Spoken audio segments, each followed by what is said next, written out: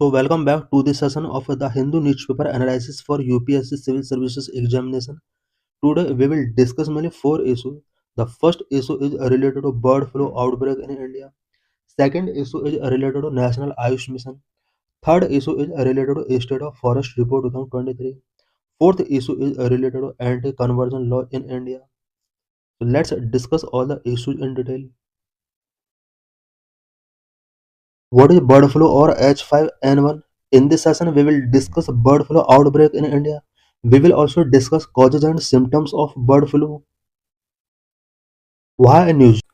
The outbreak of bird flu in Tamil in Andhra Pradesh. Possibility of the spread of H5N1 virus is due to migratory bird visit in Andhra Pradesh every year. More than 10 lakh migratory birds breed and brood in Pulicat Lake and other bird sanctuaries and wetland in Andhra Pradesh. Tamil Nadu में bird flu के outbreak की वजह से आंध्र प्रदेश में भी panic triggered हो रहे हैं because every year Andhra Pradesh में about more than 10 lakh migratory bird visit करते हैं। ऐसा एक्सपेक्ट किया जा रहा है कि आंध्र प्रदेश में भी बर्ड फ्लू का वायरस H5N1 वायरस स्प्रेड हुआ है। आंध्र प्रदेश में Pulicat lake and other bird sanctuaries and wetland में more than 10 lakh migratory bird यहाँ पर विजिट करते हैं। Birds fly from one place to another, carry the remnants of dead birds and drop them in the poultry, lake and sanctuaries, causing a possible spread of virus. What is bird flu or H5N1 avian influenza? Bird flu or avian influenza is a disease caused by infection with avian influenza type A virus. Bird flu और avian influenza एक disease है जो कि avian influenza type A virus के infection की वजह से होता है। This virus can infect mammals from birds, a phenomena called spillover, and rarely can spread between mammals. ये वायरस बर्ड से ममल्स को इन्फेक्ट कर सकता है। This phenomena is known as spill over, but mammals to mammals इसका spread नहीं होता है। H5N1, which is a subtype of avian influenza, can infect various mammals such as minks, seals, ferrets, domestic cat, and other through contact with infected bird, their faces, or infected bird carcasses. H5N1 जो कि avian influenza का एक सब type है, ये various ममल्स को infect कर सकता है such as minks, seals, ferrets, domestic cats and other animal को इनके डायरेक्ट कांटेक्ट में आने से ये इन्फेक्ट कर सकता है। What are symptoms of bird flu in humans? Humans में बर्ड फ्लू के क्या क्या सिम्टम्स होते हैं? Symptoms such as fever, cough, sore throat, abdominal pain, diarrhea, vomiting. People can also develop severe muscle ache, nausea, respiratory illness इसकी वजह से हो सकता है, breathing, pneumonia, acute respiratory distress, viral pneumonia, and altered mental status, seizure, etc. ये कुछ symptoms हैं bird flu के। Bird flu in India. India has been declared free from avian influenza in 2019, which has also been notified to the World Organization for Animal Health.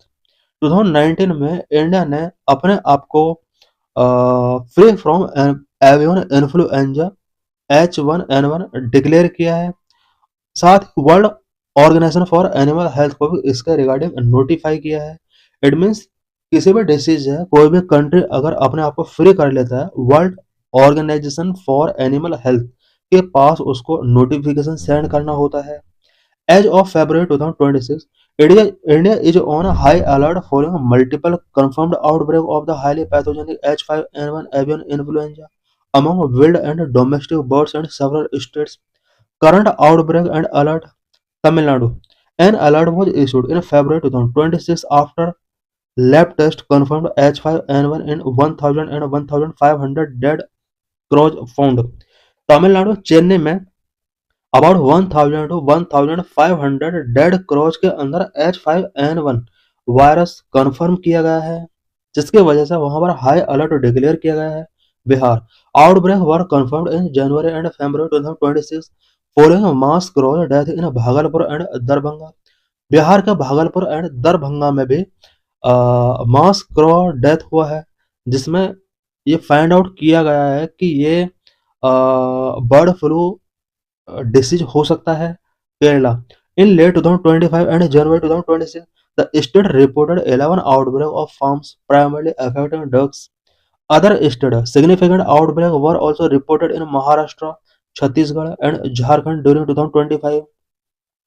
Human health status: no human cases of H5N1 have been reported in India during the 2026 outbreak. 2026 में जो भी outbreak हुए हैं अभी तक H5N1 cases human के अंदर show नहीं हुए हैं. Historical cases: India has only recorded 2 human bird flu cases to date. A fatal H5N1 case in Haryana in 2021 and a non-fatal H9N2 case in West Bengal in 2024. Risk level: WHO and local experts assess the current risk to the general public as low, as the virus does not easily transmit between humans. Government response and safety measures: bird flu से related government का क्या response रहे हैं, safety measures क्या क्या हैं. The union ministry of animal husbandry and state department have implemented the following: surveillance, intensified monitoring of poultry farm, bird markets and wildlife habitats. Containment, standard protocol including culling infected poultry and deep burial or incineration of bird carcasses. Public advisories: do not touch dead or sick bird with bare hands. Report unusual bird death immediately to local veterinary or health authorities. Thoroughly cook poultry and egg to kill the virus. Maintain hand hygiene after being outdoor or handling raw meat. Avian influenza type A virus. Avian influenza type A virus are classified on the basis of two proteins on their surfaces. Number one, hemagglutin. Number two, Neuraminidase HA and NA. These two proteins have several combinations such as H5N1, H7N2, H9N6, H17N10. All known subtypes of avian influenza A virus can infect birds except subtype H17N8 and H18N11 that is only been found in bats. Types: Influenza A infect a wide range of animals including birds. Influenza B mainly infect humans. Influenza C infect humans and pigs but more rare than type A and B. Influenza D infect kettles. हम देख सकते हैं कि influenza ए के various सब type होते हैं: avian, H5N1, H7N3, H7N7, H7N9, H9N2, H10N8. Swine में H1N1 हो सकता है, H1N2, H3N2. This is PYQ related to this article. What is National Ayush Mission? Why has Ayush got a major push in budget 2026-27? Why news? On February 1, Finance Minister proposed a slew of resources for Ayush in the 2026-27 Union Budget. Recently, 2026-27 Union Budget में Ayush scheme से related various initiatives finance minister ने propose किए हैं. A week earlier, India's new free trade agreement with the European Union opened the door for the Indian doctors and products to enter the European market more easily. Recently India और European union के बीच में free trade agreement sign किया गया है.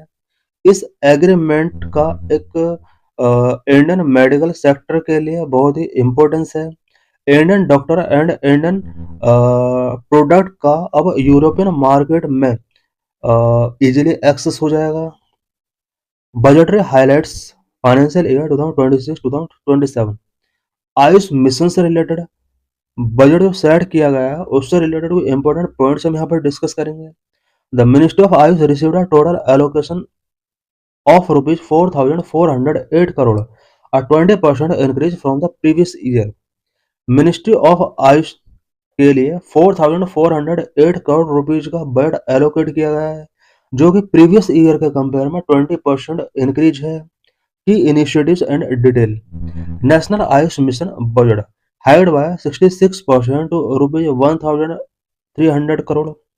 Now new institution establishment of 3 new all India institutes of Ayurveda. India में 3 all India institute of Ayurveda establish करने के लिए प्रपोजल गिवन किया गया है. Global centres Fund to upgrade the WHO Global Traditional Medicine Centers in Jamnagar. Jamnagar में WHO global traditional medicine centre को upgrade करने के लिए फंड एलोकेट किया गया है, जो कि एक ग्लोबल सेंटर है। Digital innovation, launch of Bharat विस्तार, a multilingual AI assistance for medicinal plant farmers की स्ट्रेटेजिक ड्राइवर्स। अभी जो है आयुष मिशन से रिलेटेड इनिशिएटिव्स टेकिंग किए गए हैं। की स्ट्रेटेजिक ड्राइवर्स क्या रहे हैं? Global market expansion, a recent free trade agreement with the European Union has opened a door for Indian Ayush practitioners and product in Europe. Indian AYUSH practitioners and Indian product का Europe में access करने के लिए recent का free trade agreement एक important tool के तौर पर वर्क करेगा। The budget aims to capitalise on this by the upgrading pharmacies and laboratories to meet international certification standards. Medical value tourism. The government is establishing 5 regional medical value tourism hubs to combine advanced medical treatment with traditional therapies, aiming to make India a global wellness capital. Mainstreaming healthcare. There is a concentrated effort to integrate ICE into the national healthcare framework, including placing ICE clinics within modern hospitals and upgrading local dispensaries through the National ICE Mission. Scientific validation. Funding is directed toward recasting traditional medicine as evidence-based. This includes setting up 3 new All-India Institute of Ayurveda modeled after AIMS to conduct high-level research and clinical care. Economic and social impact. Livelihood support. Encourage export of Ayurvedic products directly benefit farmers growing medicinal plant and youth in processing MSMEs. Employment. The expansion of wellness hubs and caregiver training is expected to generate a large-scale employment. Self-sustainability. Institutions are being encouraged to explore user charges for specific services to move toward a more self-sustaining financial model. What is Ayush? Ayush is a traditional and non-conventional system of healthcare and healing. AYUSH health health care and healing का traditional and non conventional system है। It include Ayurveda, yoga, naturopathy, Unani, Siddha, Sowa and homeopathy etcetera. AYUSH के under Ayurveda, yoga, naturopathy, यूनानी, Siddha, Sowa and homeopathy include होते हैं। About national AYUSH mission, a centrally sponsored scheme launched by Ministry of Ayush in 2014 to focus on developing, educating, and propagating India's traditional medical system, Ayurveda, Yoga, and Naturopathy, Unani, Siddha, Sovarikpa, and Homeopathy. Objective of Ayush Mission: encouraging accessibility to Ayush services, promoting the cultivation of medicinal plants used in these systems, strengthening educational institutions for Ayush, building awareness about the benefit of Ayush practices. Tenure till 2026. Achievement of National Ayush Mission. About 8.42 crore beneficiaries availing Ayush services in 2022-23. Component of the National Ayush Mission. Obligatory component. Ayush services, Ayush educational institutions, quality control of Ayush medicinal plant, flexible component, Ayush wellness centers comprising yoga and naturopathy, telemedicine, innovation in Ayush including public-private partnership, expected outcomes, better access to Ayush healthcare services through increased healthcare facilities and better availability of medicines and trained manpower, improvement in Ayush education through a well-equipped enhanced number of Ayush educational institutions, to focus on reducing communicable and non-communicable disease through targeted public health programs using Ayush systems to healthcare. The positive features of the Indian Ayurvedic medicine system is their diversity and flexibility, accessibility, affordability, a broad acceptance by a large section of the general public, comparatively lesser cost and growing economic value, have greater potential to serve healthcare that the large sections of our people need. Challenges before Ayush scheme. Underutilization of fund. As per revised estimate of 2020 to 23, only about 85% funds were utilized. Ayush scheme के under funds का utilisation उतना नहीं किया जा रहा है जितना इसके लिए प्रपोज किया जाता है। Concern related to quality of the medicine, concern have been raised over the high metal content in the AYUSH drugs which damage people's health. AYUSH drugs के अंदर हाई मेटल कंटेंट की वजह से कुछ कंसर्न रेज होते हैं जो कि पीपल की हेल्थ को डैमेज करता है। Infrastructure delays: 69% of the integrated ICE hospitals approved under National ICE Mission are not fully constructed. About 65% of the sanctioned AHWCs health and wellness centers have been established. Administrative delays: due to late allocation of funds, overlapping functions between entities, and delay in submitting utilization certificate. Inadequate administrative setup of ICE in state and UT. Some state and UT do not have a separate department of ICE. Exclusion of Sovarepa from National ICE Mission also a big concern. In this session, we will discuss about anti-conversion law in India. We will also discuss various issues and challenges related to religious conversion in India. Recently, Supreme Court of India issued notice to 12 states on a petition by church body against anti-conversion law. Recently Supreme Court of India ने church body के द्वारा anti conversion law के against file की गई petition के regarding 12 states को notice issue किए हैं। Religious conversion in India involve complex legal, social and constitutional debates balancing article 25 with public order. India में religious conversion complex legal, social and constitutional debate से related subject है। Article 25 और public order के between किस तरह से balance making करना है, ये एक बिग इशू है। Several states in India, for example UP, MP, Karnataka, have enacted anti conversion law to curb forced, fraudulent और इंड्यूस्ड कन्वर्जंस। इंडिया के several state such as UP, MP and Karnataka, यहाँ पर anti conversion laws enact किए गए हैं so that forcefully, fraudulent and induced conversion को curb किया जा सके। The Supreme Court mandated that genuine voluntary conversion is permitted, but forcefully conversion is not allowed. Supreme court ने भी मैंडेट गिवन किया हुआ है कि जेन्युइन वॉलेंट्री बेस पर कन्वर्जन परमिटेड है, बट फोर्सफुली कन्वर्जन अगर कराया जाता है this is not permissible. Right of propagate does not mean a right of conversion. Supreme court ने ये भी यहाँ पर डिक्लेयर किया है कि right of propagate, right to convert नहीं है। No central law, there is no national anti conversion law. India में नेशनल लेवल पर किसी टाइप का कन्वर्जन लॉ नहीं है, स्टेट के द्वारा ही एंटी कन्वर्जन लॉ इनेक्ट किए गए हैं। What is mean by religious conversion? Religious conversion is the adoption of a set of belief of other religion. कोई भी पर्सन जब अदर रिलीजन के सेट ऑफ बिलीफ का एडॉप्शन करता है this is known as religious conversion. Religious conversion is the abandoning of adherence to one denomination and affiliating to the another. Constitutional provisions related to religious conversion. Religious conversion से related constitutional provisions क्या क्या हैं? Article 25 to 28 of the Indian Constitution govern the right of freedom of religion. Constitution के article 25, 26, 27, 28 के अंदर freedom से related affairs को provision किया गया है। Article 25(1) guarantees freedom of conscience and the right to freely profess, practice and propagate religion. Article 25(1) के अंदर फ्रीडम ऑफ कॉन्शियंस की गारंटी गिवन की गई है। साथ ही रिलीजन को प्रोफेस करने का, प्रैक्टिस करने का एंड प्रोपोगेट करने का राइट यहाँ पर गिवन किया गया है। Reasonable restrictions, these rights are subject to public order, morality and health. Article 25(1) के अंदर जो भी freedom of conscience, right of freely profess, practice and propagate religion जो गिवन किए गए हैं ये public order, morality and health के रिगार्डिंग ये रीजनेबल रेस्ट्रिक्शंस का सब्जेक्ट बन सकते हैं। Article 26 grant the right to manage their own religious affair.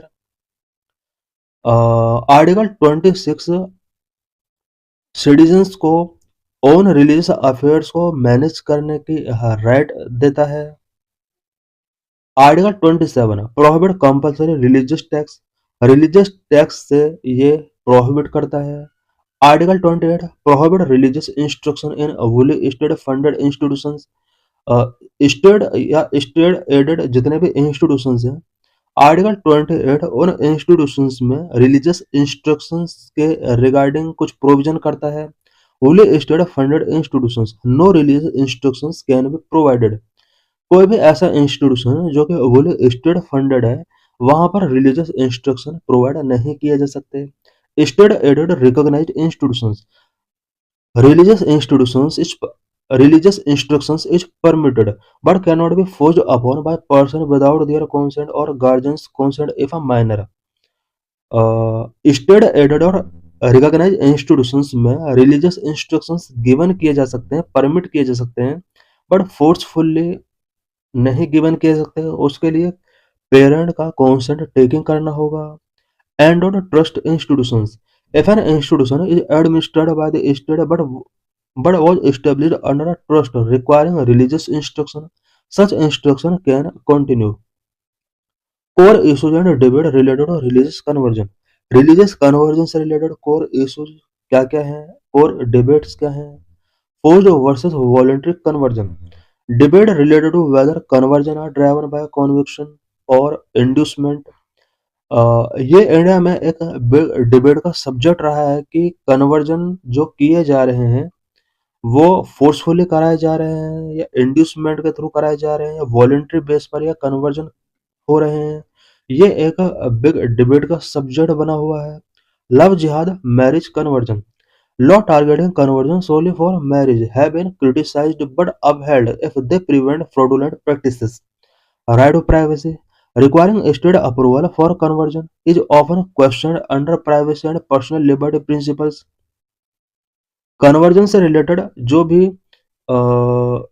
States के अंदर एक्ट इनेक्ट किए जा रहे हैं, इट मीन्स स्टेट की अप्रूवल से रिलेटेड जो ये लॉ मेकिंग किए जा रहे हैं, ये कई बार क्वेश्चनिंग का सब्जेक्ट बनते हैं बिकॉज पर्सन्स की ये प्राइवेसी एंड पर्सनल लिबर्टी के प्रिंसिपल से रिलेटेड इश्यूज यहाँ पर क्रिएट करते हैं।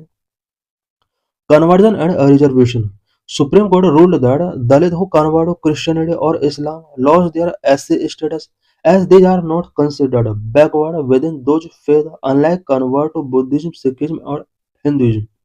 सुप्रीम कोर्ट ने रूल्ड आउट किया कि कोई भी दलित अगर क्रिश्चियनिटी में अपने आप को कन्वर्ट करता है या इस्लाम में अपने आप को कन्वर्ट करता है, देन उसको एससी स्टेटस गिवन नहीं किया जाएगा बिकॉज क्रिश्चियन और इस्लाम ये बैकवर्ड कंसिडर नहीं किए जाते हैं विद इन दोज फैथ, जबकि बुद्धिज्म, सिखिज्म एंड हिंदुइज्म ये यहाँ पर कन्वर्ट अगर किया जाता है तो इन्हें बैकवर्ड क्लास के अंदर कंसिडर किया जा सकता है। Landmark Supreme Court judgment religious conversion से रिलेटेड सुप्रीम कोर्ट के लैंडमार्क वर्डिक्ट क्या क्या रहे हैं? Judicial interpretation define the legal boundaries of conversion. Stanislaus versus state of MP 1977 का जजमेंट क्या कहता है? Supreme Court ruled that the right of propaganda does not include the right to convert another person. It have upheld that anti-conversion law, stating that forced conversion disrupt public order. Sala Mughal versus Union of India 1995 ruled that a Hindu husband cannot convert to Islam solely to marry a second time without dissolving the first marriage. Such conversions lack bona fide belief. Hadia versus Ashokan 2018 Supreme Court reaffirmed that the right to choose a partner and religion is a part of an individual's right to privacy under Article 21, and the state cannot interfere in voluntary conversion of an adult. Supreme court ने 2018 में Hadiya versus Ashokan judgement में कहा कि voluntary base पर कोई person अगर religion conversion करता है, देन ये राइट टू प्राइवेसी अंडर 21 का एक राइट है इंडिविजुअल्स के लिए और इसमें स्टेट किसी भी टाइप का इंटरफेयर नहीं कर सकता। Salvarani case 2025 The Supreme Court of India recently held that conversions made solely to avail SC reservation benefit without true belief are a fraud on the Constitution. Supreme court ने 2025 सेल्वारानी case में ये held किया कि कोई भी conversion अगर ऐसे status avail करने के लिए किया जाता है। एडमिस रिजर्वेशन बेनिफिट के लिए अगर कन्वर्जन किया जाता है विदाउट ट्रू बिलीफ, ये कॉन्स्टिट्यूशन के अगेंस्ट एक फ्रॉड माना जाएगा। Laws passes by various states और रिलीजियस कन्वर्जन, रिलीजियस कन्वर्जन से रिलेटेड वेरियस स्टेट्स के द्वारा लॉ पास किए गए हैं। उन लॉ से रिलेटेड कुछ इंपॉर्टेंट पॉइंट्स हम डिस्कस करेंगे। Number of Odisha 1967। In post independence India, Odisha became the first state to enact a law restricting religious conversion, which later became a model framework for other states. India में पहली बार religious conversion से related act पास करने वाला state Odisha था। ओडिशा के बाद other state में भी इससे रिलेटेड एक्ट पास होने लगे। Number Madhya Pradesh 1968। MP brought in Madhya Pradesh धर्म स्वतंत्र अधिनियम। ओडिशा के अंदर एक्ट पास होने के जस्ट नेक्स्ट ईयर 1968 में मध्य प्रदेश में मध्य प्रदेश धर्म स्वतंत्र अधिनियम पास किया जाता है। Number 3 Karnataka. Karnataka assembly also passed an anti-conversion act protection of right to freedom of religion act 2022 amid stiff opposition but later repealed. Number 4 UP 2021. UP Prohibition of Unlawful Conversion of Religion Act 2021 says that a marriage would be declared null and void if the conversion is carried out by force, fraud or inducement. UP में भी 2021 में UP prohibition of unlawful conversion of religion act 2021 पास किया जाता है। इस act के according कोई भी कन्वर्जन अगर बाय फोर्स, फ्रॉड और इंड्यूसमेंट के थ्रू किया जाता है और मैरिज कराई जाती है, देन इस मैरिज को नल एंड वॉइड डिक्लेयर किया जाएगा। Number 5 Madhya Pradesh 2021। Madhya Pradesh also passed a new law in 2021, the Madhya Pradesh Freedom of Religion Act, as having the richest provision, strictest provisions compared to the other law. More than 10 Indian states have passed law prohibiting certain means of religion conversion. Religion conversion से related India में more than 10 states ने law enact किए हैं, such as Arunachal Pradesh in 1978, Gujarat 2003, Chhattisgarh, Rajasthan, Himachal Pradesh, Tamil Nadu, Jharkhand, Uttarakhand, Uttar Pradesh, Haryana. In this session, we will discuss 18th India State of Forest Report 2023. Why in news? Recently, Himachal Pradesh government set a goal of 31% forest cover by 2030. Recently, Himachal Pradesh government ने 2030 तक forest cover को 31% तक increase करने का goal set किया है। The last State of Forest Report 2023 was released by Union Environment Minister at the Forest Research Institute, Dehradun on December 21, 2024. Last State of Forest Report 2023 दिसंबर 2024 में union environment minister के द्वारा forest research institute Dehradun में ये report publish की गई थी। The state forest report is a biennial exercise. State forest report 2 year में one time publish की जाती है। Objectives of state forest report to track tree and forest cover, carbon stock, forest fire and other parameter related to countries green cover. State forest report का जो main objective है वो country में tree and forest cover को track करना, साथ ही carbon stock, forest fire and country के ग्रीन कवर से रिलेटेड अदर पैरामीटर को ये डाटा कलेक्ट करके पब्लिश करता है। What did state forest report 2023 find?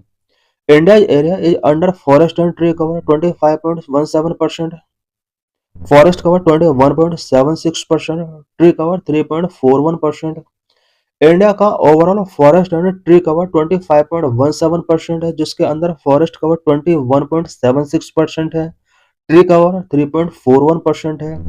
2021 के साथ अगर कंपेयर किया जाए, इंडिया में 2021 में फॉरेस्ट कवर 21.71% हुआ करता था, जबकि 2023 की रिपोर्ट में थोड़ा इंक्रीज हुआ है, 21.76% ये बढ़ा है। वहीं ट्री कवर 2021 रिपोर्ट के अंदर 2.91% हुआ करता था, जबकि 2023 में 3.41% तक इंक्रीज हुआ है।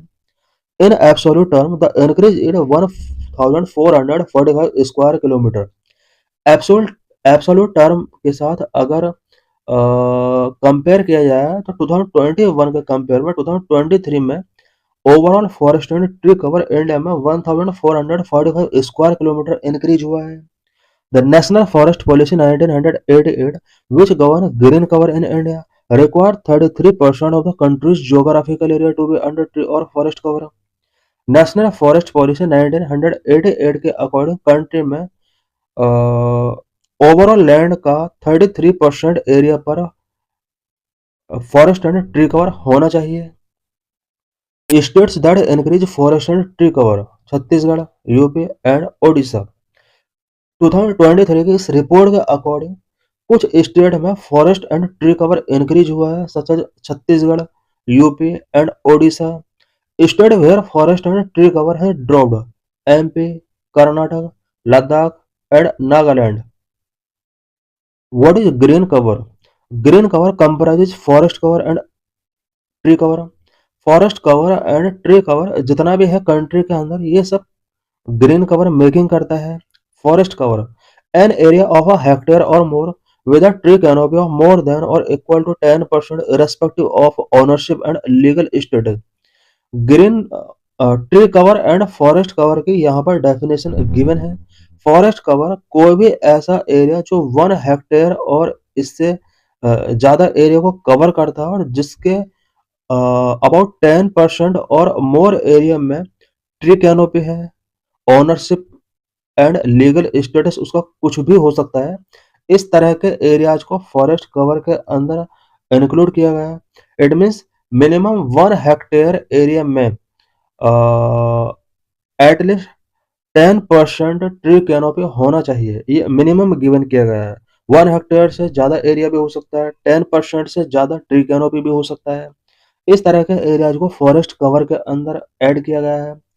Tree cover: all tree patches that exist outside the forest cover and which occupy less than 1 hectare in extent.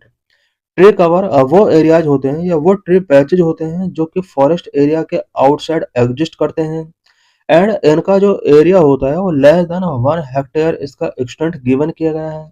It includes all the scattered trees found in the rural and urban settings and not captured under the forest cover assessment. Tree cover के अंदर वो सभी scattered trees होते हैं जो कि urban and rural areas में find out किए जाते हैं एंड फॉरेस्ट कवर असेसमेंट के अंडर इन्हें कैप्चर नहीं किया जाता है। State forest report data related to sensitive areas: India में कुछ sensitive areas such as western Ghat, Nilgiri forest, mangrove forest, north east forest, इससे रिलेटेड 2023 की इस रिपोर्ट में क्या की फाइंडिंग्स रही हैं?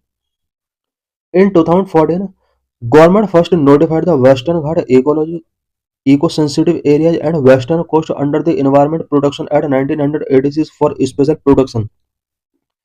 2014 में इंडियन गवर्नमेंट ने western Ghat eco sensitive area and western coast के स्पेशल प्रोटेक्शन के लिए एनवायरमेंट प्रोटेक्शन एक्ट 1986 में इन्हें नोटिफाई किया। According to state forest report 2023, the area has lost 58.22 square kilometre of forest in the last decade.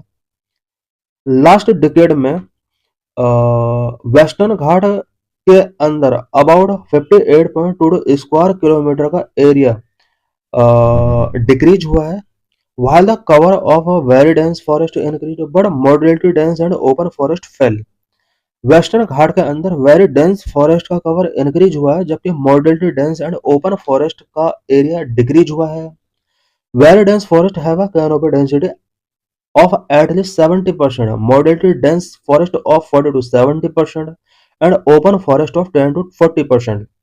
Very dense, moderate dense and open forest का यहाँ पर density क्या क्या होता है उससे रिलेटेड ये गिवन किया गया है इस लाइन के अंदर।